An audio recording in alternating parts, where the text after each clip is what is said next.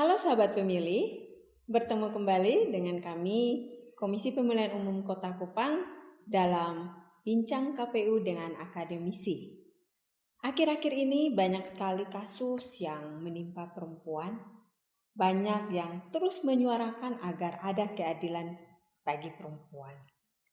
Tapi ada kekecewaan karena kurangnya sosok pemimpin perempuan yang banyak, sehingga harapan agar kasus yang menimpa perempuan cepat terselesaikan tidak banyak didengar.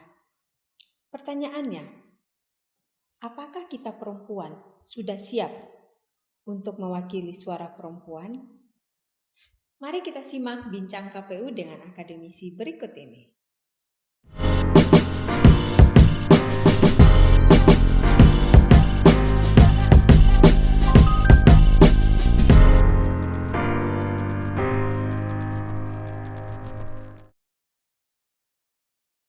Oke, selamat siang Ibu Ina. Kita tanya-tanya sedikit ya tentang dunia perempuan.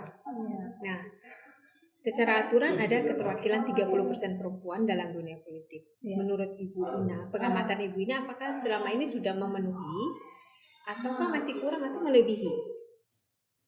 Oke.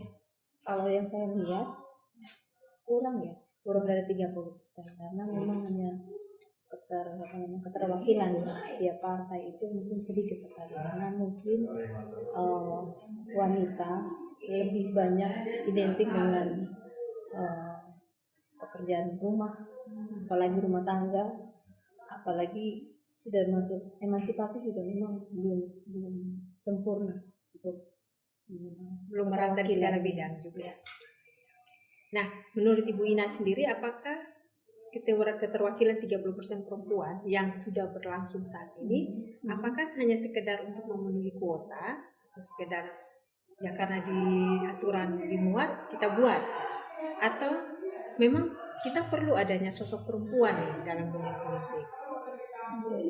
Kalau hal demikian saya merasa perlu ya perempuan, karena jumlah penduduk di Indonesia mungkin lebih banyak perempuan ya. Jadi mungkin perempuan mungkin lebih mendominasi, mendominasi sebenarnya, karena persoalan di dunia sebenarnya itu adalah paling banyak adalah masalah tentang perempuan. Jadi mungkin diperlukan, sangat perlu. Walaupun dia bukan sebagai seorang pemimpin yang dalam arti memang harus menjadi pemimpin yang baik, tapi paling tidak dia harus mengarahkan mungkin di dunia politik, mungkin dia sebagai anggota atau dia bisa memberikan suara, mewakili suara perempuan ya. Karena kasus di Indonesia itu paling banyak itu adalah kasus perempuan. Oke. Nah, menurut Ibu Ina sendiri, kira-kira faktor penyebab lemahnya unsur perempuan atau kurangnya jumlah perempuan dalam dunia politik dan jabatan strategis pemerintahan khususnya perempuan? Mungkin alasan ya, mungkin yang tadi saya bilang, mungkin kita punya pemikiran, mungkin dari budayanya kita mungkin lebih baik itu laki-laki untuk memimpin, mungkin budaya patriarkinya ya. Jadi mereka lebih cenderung untuk laki-laki ketimbang perempuan. Apalagi yang tadi saya bilang, emansipasi pun sekarang memang wanita tetap bekerja, tapi kembali lagi budaya itu tidak bisa mewakili untuk dia seorang pemimpin. Tapi saya berpikir bahwa wanita kalau memimpin juga jauh lebih baik daripada laki-laki, karena wanita itu adalah strong, adalah penopang. Oh iya. Oke. Nah, dari data kami yang ada, jumlah pemilih perempuan itu secara nasional maupun kita di Kota Kupang itu jumlahnya lebih banyak daripada jumlah laki-laki. Tapi ini tidak berimbang dengan jumlah pemimpin perempuan yang dihadirkan lewat pemilu legislatif ataupun sosok pemimpin daerah yang memang contohnya kita Kota Kupang belum ada ya sosok wali kota perempuan. Nah, menurut Ibu sendiri apakah sosok perempuan itu kurang berkualitas dari sosok laki-laki sehingga kurangnya pemimpin atau bahkan tidak ada pemimpin perempuan, ataukah memang profil perempuan yang ditampilkan oleh partai kurang menarik perhatian masyarakat pemilih? Oke. Seperti yang tadi saya bilang, perempuan itu punya wawasan lebih luas mungkin ya, wawasan lebih luas, dan memang dia punya passionnya untuk memimpin itu ada. Sebenarnya ada, mungkin jauh lebih baik karena saya bilang tadi, perempuan mungkin dia penopang ya, penopang, jadi dia harus kuat. Dan dia memang punya andil juga dalam mengambil suatu keputusan. Jadi kalau memang bukan karena Dia tidak berkualitas, tapi karena memang budaya kembali lagi itu tidak diberikan tidak kesempatan. Dan jadi mungkin juga ada yang budaya kamu juga mungkin kalau perempuan jadi maju seperti itu, sepertinya nanti mungkin menjadi satu alasan lagi kenapa dia memilih jadi anggota partai atau menjadi anggota seperti itu. Jadi tidak ada support dari keluarga. Ya, seperti itu.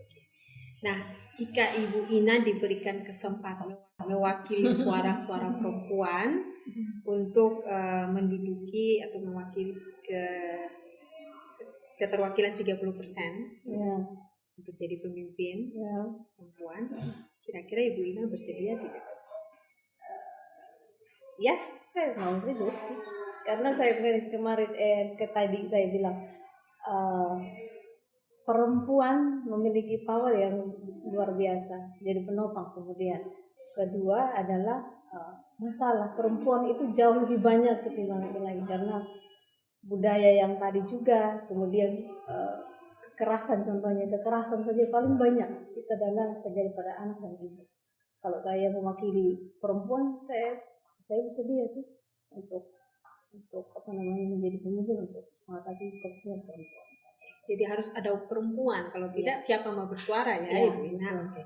Nah, pertanyaan terakhir, selama pemilu yang ada, apakah Ibu Ina selalu menggunakan hak pilih Ibu Ina di TPS?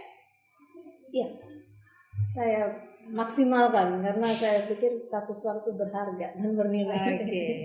Nah, terima kasih Ibu Ina. Ya, kita bersama Ibu Ina dari bagian kemahasiswaan Universitas Citra Bangsa.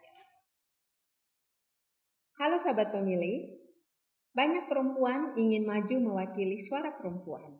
Namun, diskriminasi terhadap perempuan mempengaruhi proses yang ada. Mari kita lihat 5 bentuk diskriminasi atau ketidakadilan terhadap perempuan yang secara tidak langsung ikut mempengaruhi jumlah keterwakilan perempuan dalam pemilu, politik, atau bidang lainnya. Yang pertama, marginalisasi, yaitu peminggiran perempuan dari berbagai akses seperti ekonomi, sosial, budaya politik yang mengakibatkan diskriminasi. Peminggiran ini berdasarkan asumsi yang keliru terhadap perempuan. Yang kedua, kekerasan terhadap perempuan, yaitu perlakuan baik fisik maupun non-fisik yang menyakiti atau mencelakakan terhadap perempuan. Faktor ketiga, subordinasi, yaitu pandangan yang menempatkan perempuan sebagai makhluk kelas 2. Yang keempat, stereotip, yaitu pemberian cap atau label yang merugikan perempuan. Dan yang kelima, yaitu beban ganda. Beban ganda ini artinya beban kerja yang lebih berat kepada perempuan dikarenakan fungsi reproduksi dalam keluarga, memasak, mengasuh anak, mencuci, dan lain sebagainya dibebankan kepada perempuan, termasuk ketika perempuan harus melakukan pekerjaan di luar rumah mencari nafkah bagi keluarga. Semoga diskriminasi terhadap perempuan semakin menurun dan gender equality semakin baik. Terima kasih sudah bersama kami KPU Kota Kupang dalam Bincang KPU dengan akademisi dari seri 1 sampai seri 10. Semoga tayangan ini bermanfaat bagi kita teman pemilih sehingga kita bisa menyusun pemilu dan pemilihan yang akan datang tentunya dengan jumlah keterwakilan perempuan yang meningkat. Salam demokrasi.